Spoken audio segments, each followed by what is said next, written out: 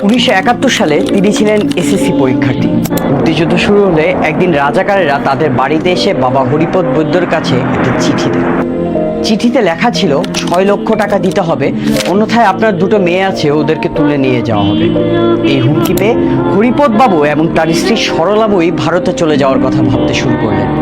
দিনও ঠিক হয়ে গেল, মঙ্গলবার তারা চলে যাবেন। কিন্তু তার ঠিক একদিন আগে সোমবার রাতে হেমায়েত বাহিনীর হেমায়েতুদ্দিন এসে হাজির হলেন হরিপদ বৈদ্যর বাড়িতে। হরিপদ বৈদ্যকে তিনি বললেন, মাস্টার বাবু, ছেলে হোক বা মেয়ে হোক, একজনকে মুক্তিযুদ্ধের জন্য আমাকে দিতে হবে। পেছন থেকে তখন আশালতা বলে উঠল, বাবা, আমি যাব যুদ্ধে। মেয়ের এই আগ্রহ দেখে বাবা আর আপত্তি করলেন না, শুধু বললেন, ও নিজে যুদ্ধে যেতে চাইলে আমি অবশ্যই বাধা দেব না, দেশের জন্য ওকে আমি উৎসর্গ করলাম। এরপর হেমায়েতুদ্দিন বলেন, তুই কালকে সকালবেলা 40-50 জন মেয়ে গুছিয়ে লেবুবাড়ি স্কুলে আসবি, পারবি? আশালতা বললেন, পারবো। হেমায়েতুদ্দিন মুক্তিযুদ্ধে অংশ নিতে বলেছেন, এই কথা শুনে অন্যরাও স্বেচ্ছায় রাজি হয়ে যায়। ছোট 2 বোন এবং ভাই হরগোবিন্দ সহ মোট 45 জন সহপাঠী ও প্রতিবেশী মেয়েকে নিয়ে তিনি উপস্থিত হন লাটেঙ্গা লেবুবাড়ি সরকারি প্রাথমিক স্কুলে। মাত্র 16 বছর বয়সে আশালতা বৈদ্য 8 ও 9 নম্বর সেক্টরে সাব সেক্টর কমান্ডার হেমায়েতুদ্দিনের মহিলা বাহিনীতে যোগ দেন। সেখানে 350 জন নারী মুক্তিযোদ্ধার এই বাহিনীর একমাত্র কমান্ডার ছিলেন আশালতা বৈদ্য।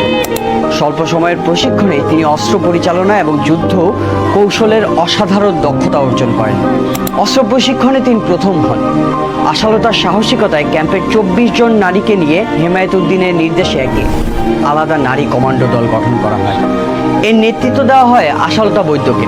তাদের কাজ ছিল শত্রুর অবস্থান রেকি করা, ছদ্মবেশে গেরিলা আক্রমণ করা এবং সুইসাইড স্কোয়াড হিসেবে কাজ করা। একদিন রামছিল নদীর পাড়ে লঞ্চে করে রাজাকারেরা পাকিস্তানি বাহিনীকে নিয়ে আসে। সেখানে আশালতা এবং তার সহযোদ্ধাদের সাথে 3 ঘন্টারও বেশি সময় যুদ্ধ হয়। সেদিন মুক্তিযোদ্ধাদের জয় হয়েছিল। ছোট বড় অনেক গেরিলা যুদ্ধ ছাড়াও আশালতা বৈদ্য মোট 22টি বড় যুদ্ধে অংশগ্রহণ করেন।